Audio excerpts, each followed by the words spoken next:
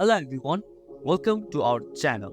In today's tutorial video, I'm going to guide you on how to log in into UofL Health log account. Through this video, you can easily get the insight on how to log in into UofL Health account. So follow the following procedure. First thing first, open up your preferred web browser. Whether you are using Chrome, Firefox, Safari or any other browser, make sure it is up and running. Now, next in the address bar, type in UofL Health login. Once you type in the UofL Health login, now hit enter. You will see the UofL Health My Chart login page in your home screen. Now click in this section.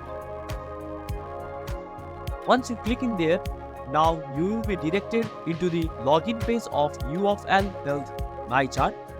So here you need to enter your username in this section and password right below this section. Make sure that you input them correctly to avoid any login issues. After entering your username and password, double check to ensure they are accurate.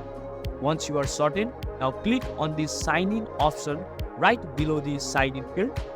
Once you are signing into the option, now depending on your role and permission, you will have access to different feature and resource within the platform of UofL Health My Chart.